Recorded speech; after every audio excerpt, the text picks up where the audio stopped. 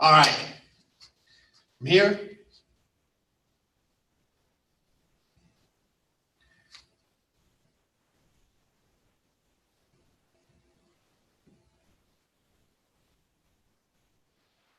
So you got a balancing act over there. Chadiap. Kuye. Pill. Sum. My pledge: to set positive goals and strive to achieve them, to apply self-discipline to further my personal development, to stand for justice and honor my word, to promote friendly relationships among all people, to use what I learned in class in a constructive manner. The principles we aim to achieve: humility, integrity, gentleness, perseverance, self-control, unbreakable spirit. Kunye, Hill, Sum. All right, some warm-up exercises. So it's punching forward.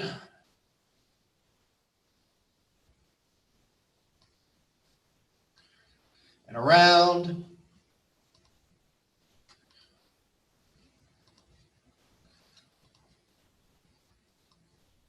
Upward.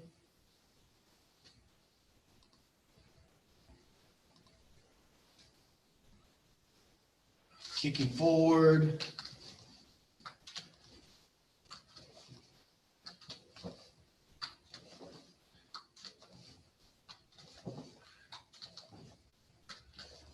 Kicking to the sides.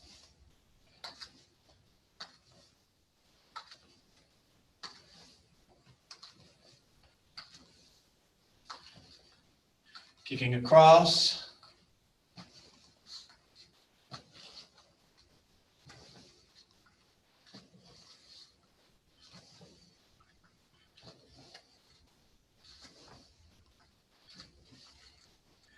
And across the other direction.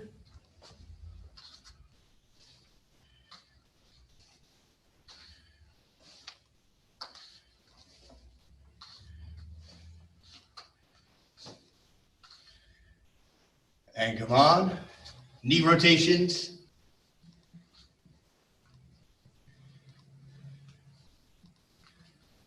In reversing direction.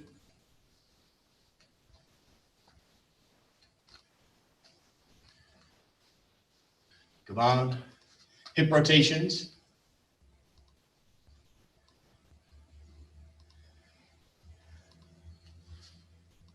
Switch directions.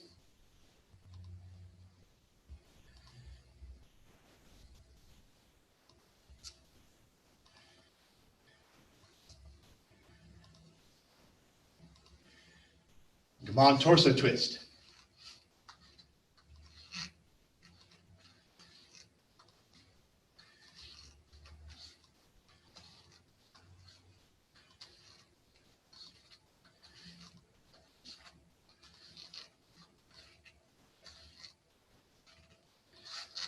Come on, arm and shoulders.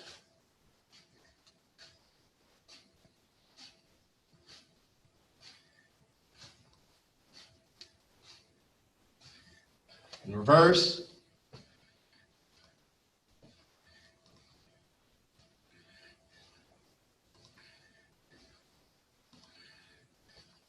Crisscross.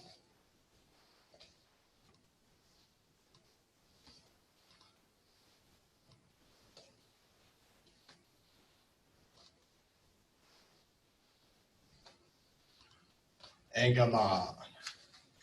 All right, I think what we're mainly going to cover today is concepts behind what we're doing.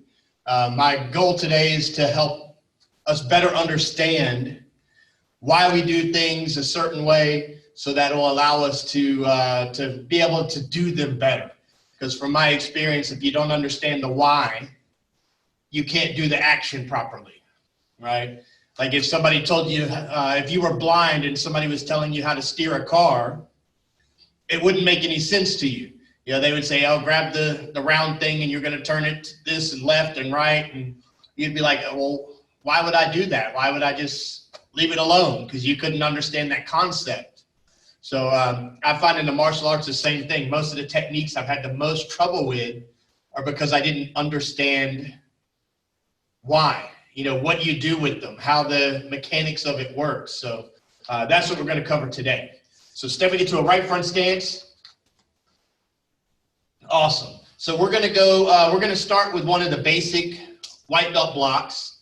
Then we're going to go up to the basic black belt block, and then we're going to move on from there. So outward block is always our go-to when it comes to basic blocks because it's our most important block. So first and foremost, we have to shift. So shifting is all going to be about the hips right here. So we're going to take our front hip and we're going to turn it in. And in order to do that, your front foot has to lift the heel off the ground to allow your hip to come forward. Because if not, you can see it's very uncomfortable and your body kind of twists up a little bit. So it just relieves a little bit of pressure when you bring that heel up and it lets your hips freely turn. Now the why, this is why a lot of people don't do their shifting on their blocks. The why is you want to be out of alignment and further away from the danger. So if the danger is here, when you shift, your head is moving literally out of alignment with that technique. Also, if you watch it from this angle, your head is moving further away. So if the target is, if the danger is here and it's coming towards me, I'm moving further out of the way. And people have a limit on their reach. You can't make your arms get longer when you're doing a punch. So getting out of the way and moving further away is imperative to help us in the case of somebody trying to hit us. Another thing it does is if our block isn't successful, it still gives us a very good chance of not getting punched in the head. Because again, we're getting out of the way. So that's the first part, the shift here. And then the shoulder comes up. Pretty much the shoulder actually doesn't come up. It's not here and then here. This is actually happening at the same time. So as you're shifting back, the shoulder is coming up.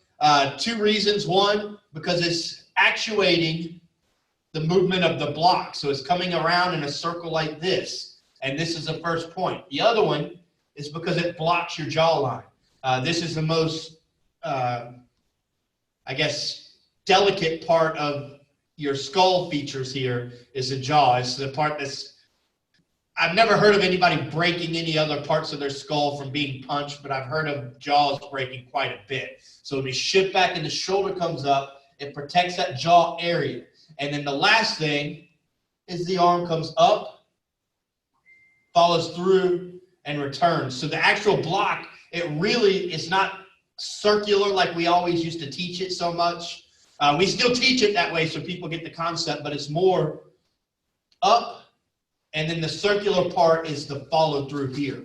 So again, up and follow through. And we want to make sure you can see the distance from my face is pretty great on this block. We don't want to make the mistake of blocking really close to our face, because the closer we block to our face, the drastically higher the percentage of getting hit will be. We want to catch that technique as far away as possible. All right, so here we go. Don't worry about going, super fast. Take your time. Make sure you get the shift. Make sure the shoulder comes up, and then the block is nice and tight. Hada! Shift. Tool. Set. Net. Hada! Tool. Set. Net. Bottom cross, switch feet. Another common mistake on this one is over rotating the hips. A lot of people will come way out here where they're stretching their leg out. We don't need to rotate that far. It's a much smaller rotation. So from here, boom, that's about it. That's about all you need on that one. All right, so again, shift, shoulder comes up, and block. Hada! Tools. Set. Net. Hada. Tools. Set. Net. Hada. Tools. Set. Net. squat, switch feet. Common to most martial artists' mindset, the best way to not get punched or kicked for that matter is to not be where that technique is going. Get out of the way, in short. I think that we had this crazy guy come along a while back, and he had a little motto that was actually kind of good. It was, get your feet in play, get out of the way, and then something else. And then I can't remember. There was 3 things, but it was get your feet in play, get out of the way, and then something else. So I always like that because that's true. The best way to, it's like, how do you not get hit by a car when you don't get in the road, right?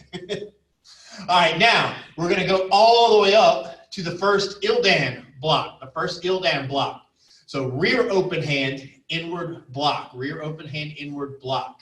Now, I think personally of this as a, in case of emergency, break glass kind of block, because we're using our rear hand. Our rear hand is kept really close to our head, which means we don't have a lot of distance when we're using this block from our face. So you have to have really, really good reflexes, and this one is much more difficult than an outward block, which is much further away, so you're catching that technique further away. This one, you're catching that technique like right in your grill, right in your grill. So this probably wouldn't be my go-to, because if that person is fast or you're a little bit slow on your reaction, it's very easy to mess this one up.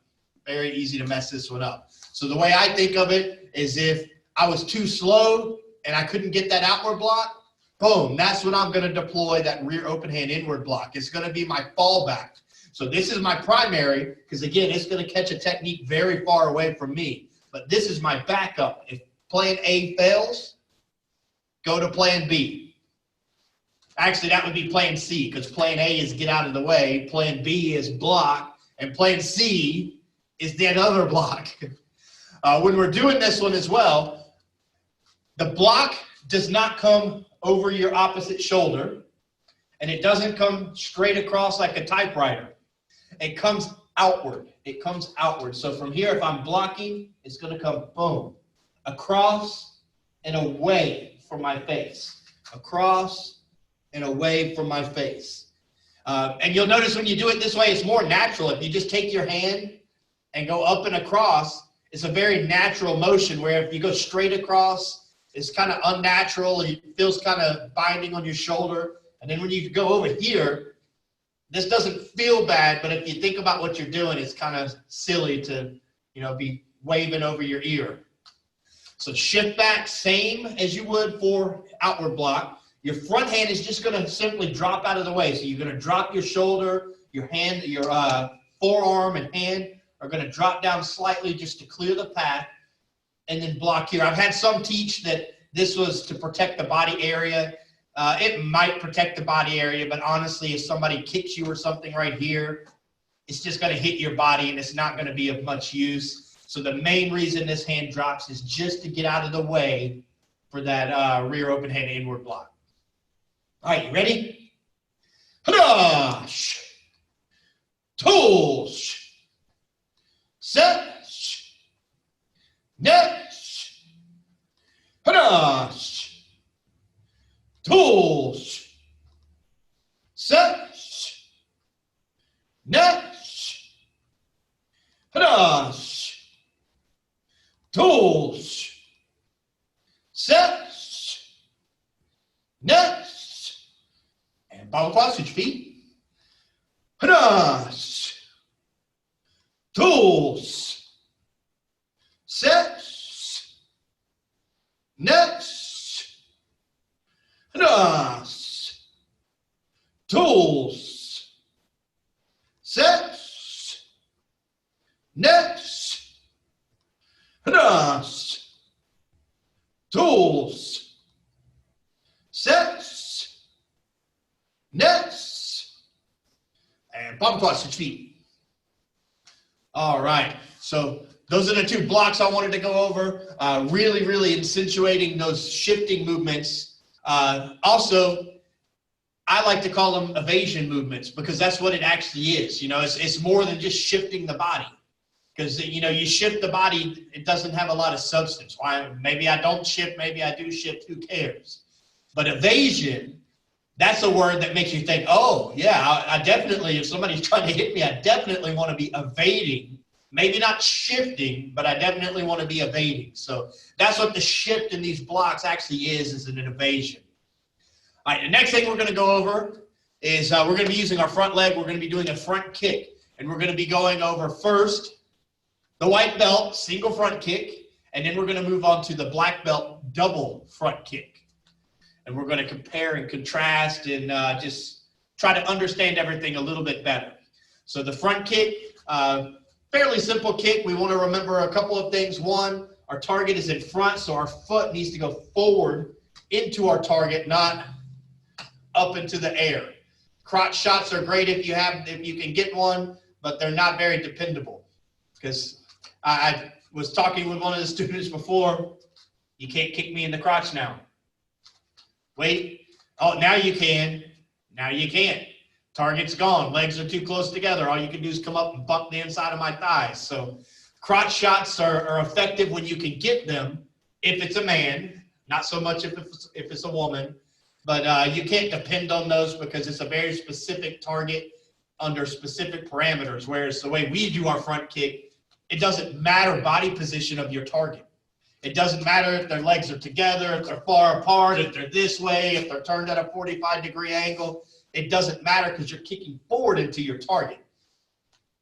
So chamber on this one.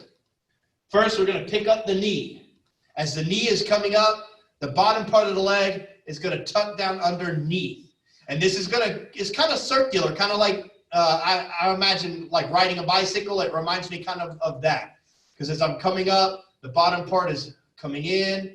And then as my knee comes up, it extends out, hitting the target. It follows through, loops back around and down. So it's a very circular motion. It's not an up, in, out, down like a robot. It's just, oh, nice and relaxed and very circular. All right, are we ready? Ta-da! Pull. Set. Net. Ta-da! Pull. Set. Net. And palm across, switch feet.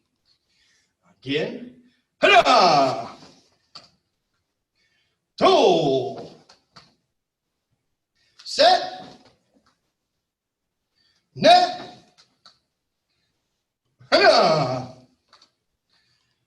Pull. Set. Net. Bottom across, switch feet. All right, now we're going to go into the double variation of the front kick. So why do we have a double front kick? Well, the actual main reason why we have a double front kick is to increase our capabilities with a regular front kick. That's the main reason. Now, yes, you can do a fake to distract and then a higher kick. Yeah, you can do that. You can also do two kicks. You know, you could kick to the knee, wait till they, double them over a little bit, and then kick to the face or the chest or the stomach or wherever. You could do that too. Perfectly useful, perfectly viable in a self-defense situation. But that's not really what the double kick is made for. It's made just to sharpen your skills on your single kicks. Because I don't know if you've noticed this yet, but when you get to the point where you feel comfortable with doing a double front kick, you're going to notice your regular front kick becomes astronomically better in terms of technical ability, power, speed. So that's the real purpose of our double kicks. So double kicks, couple of things. One, when we're plantar flexing, there's only one plantar flexion. It's not up, down, like up on the first kick, down, and then up on the second kick. You're going to stay up on the base foot through both kicks, and then the heel comes down after both. And I'm talking the correct movement. I'm not talking this is how we all should do it, and if you're not doing it this way, you suck. Not saying that at all. I'm just going over, because a lot of these things I had trouble with as well. but I'm just going over the proper technique so we all understand it. The kick is going to be very fluid and very round. So we don't want to have any, and this goes for regular kicks as well. We don't want to have any starting and stopping motion. Every time you stop in the midst of a kick, you lose all your momentum and you have to start building momentum again from that point where you stopped. So in other words, if you did a kick like up, stop, and then kicked, when you get here, you have nothing. So your kick, all your power and momentum has to start from this point.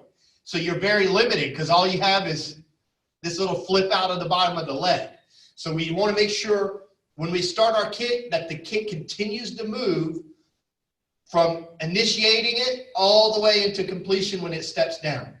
And that's a little bit more difficult on the double kicks because people like to kick, rechamber, and step down. And I lost my momentum twice on that. So from a self-defense standpoint, those kicks would have been very weak. From a standing here in class kind of standpoint, my balance was really rough. That's another downfall when you start and stop kicks.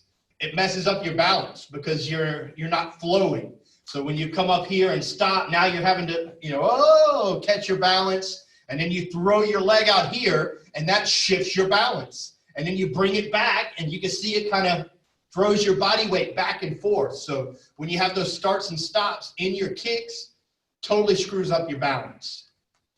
A lot of people that have good balance think they don't have good balance because of that very reason, by the way. So we're going to pick the leg up, kick, rechamber, kick, and step down. And again, it needs to be boom, boom, nice and fluid. Ta-da! Don't have to do it hard, don't have to do it fast, nice and easy. And if you want to use an aid to help you with your balance, that's okay as well. Two. Set. Nut. Ta-da! Two. Set. Nut. And Baba quad, switch your feet. Matter of fact, when you do these double front kicks slow, I know I'm feeling a lot up here in my hip flexors. It's working them a whole bunch doing it slow. And when I do them regular speed, I don't feel anything up here. But when I do them slow, this one over here is already aching. All right, so same thing. Chamber, kick, rechamber, and kick. Ta-da! Two. Set. Ooh, that was off. Net. Ta-da! Two. Set. Net. And Baba quad, switch your feet. All right, now I have one more comparison we're going to go over, and that's going to be the stepping drills from color belt and the cross step drill from black belt, because we need to understand those as well. Now, of course, just like the double kicks, the cross step is made to increase our overall skill on our regular kicks, but it also has another purpose, and it's to close distance. So for instance, when we were a color belt and we were doing our speed drills, when we needed to close distance, say our target was moved back a little bit, or say you did a kick and it drove your target back a little bit. Now you have to close that gap in order to re-engage that target. So as a color belt, we would step forward and re-engage our target. Or under this circumstance, you would step forward and use our kick once we close that gap. So that's what we're going to start with, is just stepping forward, and then we're going to use our front leg, and we're going to do a front kick. So just in your mind's eye, imagine your opponent or your attacker is just a little bit too far for a punch or kick at the where they're at this moment, and you just have to close that gap. Now also keep in mind that these gaps are not huge. So I wouldn't be closing a gap from me to the punching bag over there. That's grotesquely too far. That is not a threat. It's too far away. So we're talking like just one step away. So from here, that's the distance that we're closing here. Anything greater than that, you need to be going the opposite direction. So, you know, if it takes you a huge step, or if it takes you 2 steps, then you went the wrong way. You needed to go that way. All right, so here we go. So stepping forward, front leg front kick. Ta-da! Stepping forward, boom. And then we're going to move back. Since I know not everybody has an endless amount of straight space in their house. Two, stepping forward, boom. Set, stepping forward, boom. Net, stepping forward, yeah. All right, now, Bible quad, switch feet.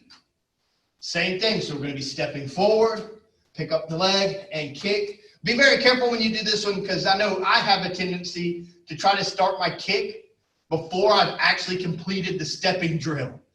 We need to make sure that we are fully through the step before we do our kick. So both feet are planted, our balance is good, we got 50% of our weight on each leg, then you can start your kick. So don't get like overzealous and like your front foot moves and your back foot is barely on the ground yet and you're already chambering.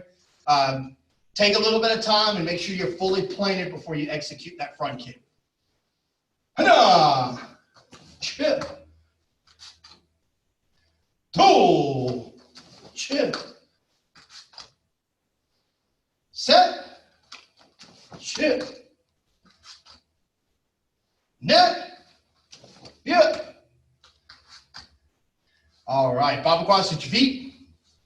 That's enough of that one. Now we're going to go to the cross step. So our cross step is basically taking that step drill and the kick and mashing them into basically one technique, And then another thing to keep in mind when we're doing a cross step, they're front leg kicks.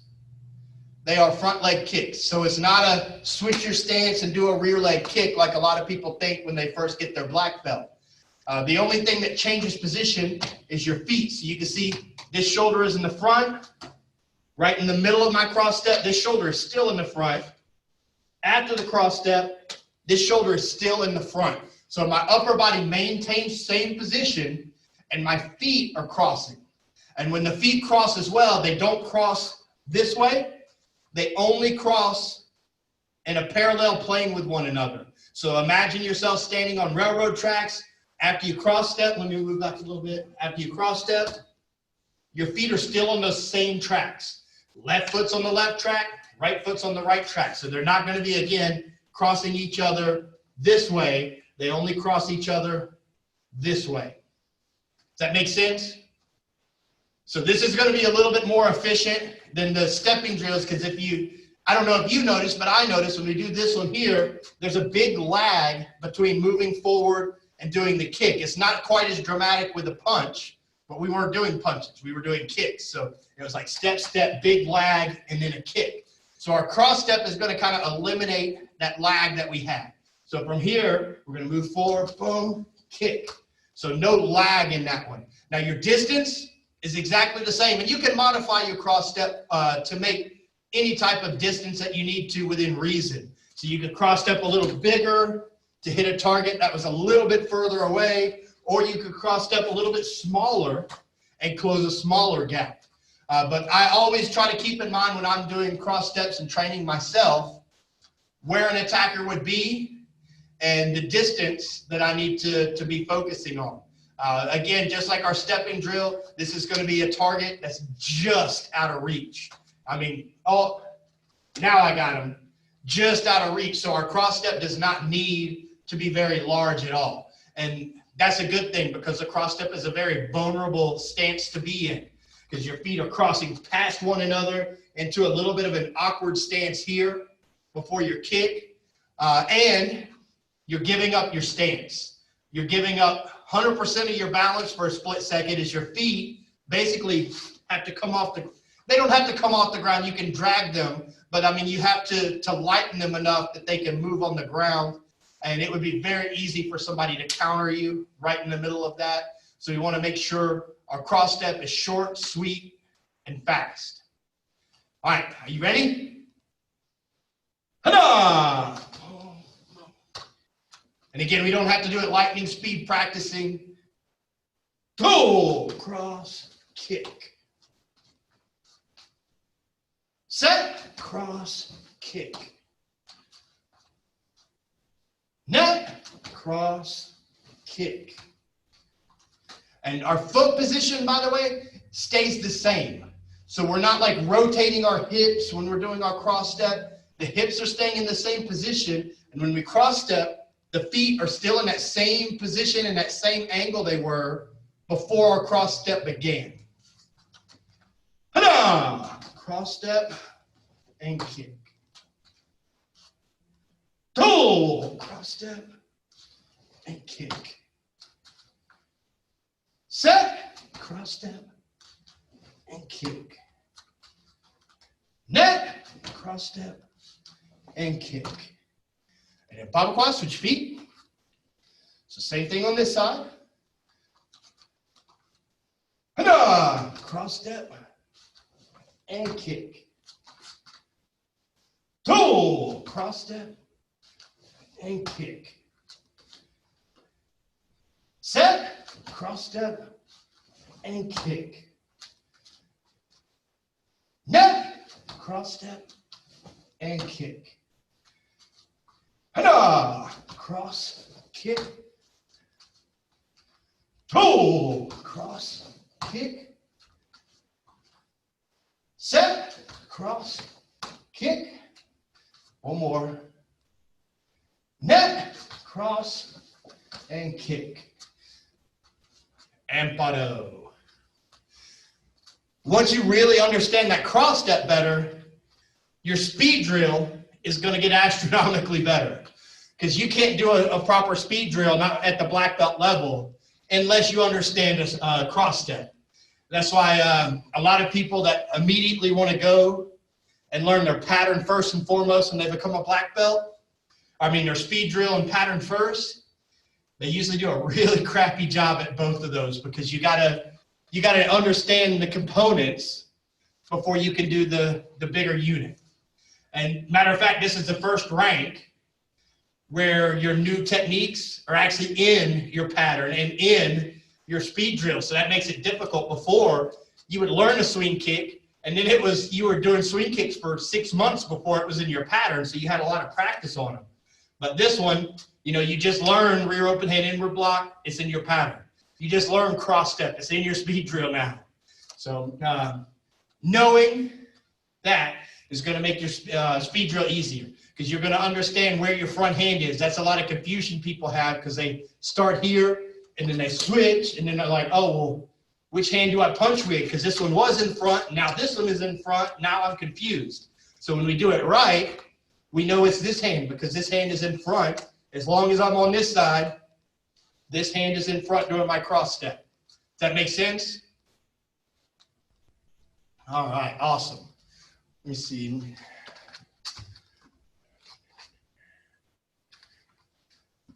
All right, any questions on any of those things that we went over today? I basically just wanted to compare and contrast and show how the beginner stuff feeds into the more advanced stuff, and make sure we had like a grasp of all the beginning components, so we can move further forward with where we're at. And you're unmuted, so you could talk. Okay, on the cross step, is it a jump, or is it just bringing your rear foot forward? Basically, I'm jumping. I feel like I'm jumping.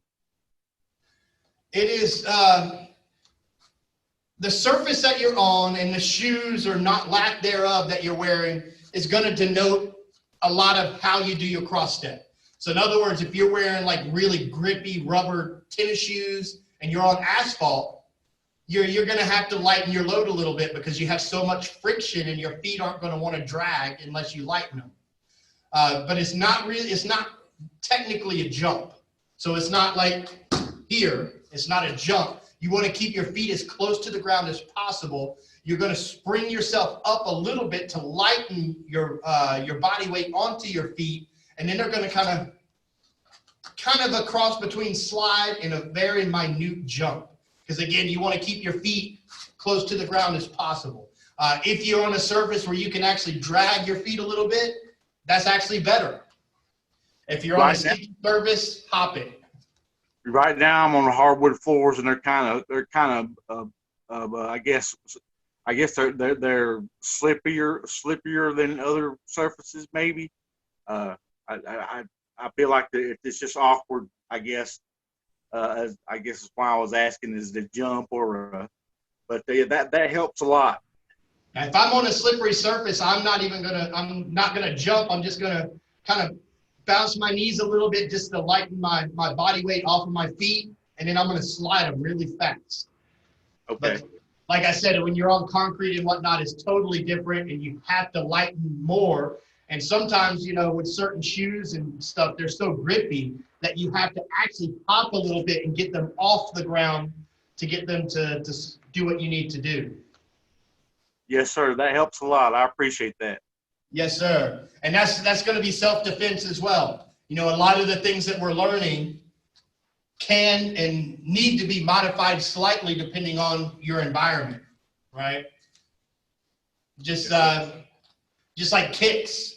We kick with the ball of foot, but there's exceptions. If you're wearing a certain type of shoe, you can't kick with the ball of foot, so you have to modify it slightly for the footwear that you have. So your cross step's going to be the same. This is the way we do it, but you may have to modify it slightly if you're on that kind of concrete, or if you're wearing those kind of shoes. If you're wearing some good church shoes, and you can slide those things like butter across the floor. Any other questions today? No, sir. All right. I figured everything worked out well for what I wanted to go over today. And I know you were in the black belt class earlier, so that was a fairly intense class. So I decided this class needed to be a little bit less intense, and that worked out perfect. Yes, sir. That helps, especially with the cross step on the speed. We did speed drills today and on my black belt pattern, and I just, I had to kind of take shorter steps, and because of the length of the room that I'm in, I had to kind of modify my steps, and everything. So. Yeah, and those cross steps, they're made to be modified, because like we were saying earlier, your target may be here or here or here. There's no like set distance where we can always practice. This needs to be the distance of a cross step, because this is always where they're going to be at this point. It's a variable. So we have to be variable with our practice of the speed drills, and the cross steps, I mean. And then when we get back in the dojang and we start doing defense drills, that's where we really start to hone our distancing skills. And those things that we have trouble with, like cross steps, we need to use those things as much as we can in the environment of a defense drill. So we start to mentally learn how to work on the fly and close this smaller distance, and then that greater distance, and then the middle distance. Yes, sir. All right, awesome. Well, that's all I've got for you today. We're going to finish up. I'm going to go change, and then I got to heft up big giant sheets of plyboard and finish up a treehouse today. Yay. Yes, sir. I already did all the fun stuff, putting all the walls and stuff up, and now I got to do the crummy part, lifting heavy stuff on ladders and screwing in outside walls. Yes, sir. I gotta go run some errands in town. So stuff I've been putting off. So I agree with you on that. Awesome. Well, here we are in the Anti-Procrastinators Club. Yes, sir. All right, check it out. Kunye. Il. So. All right. Hey, Song. Good job, Mr. Sean, and we'll see you next week. Yes, sir. Thank you.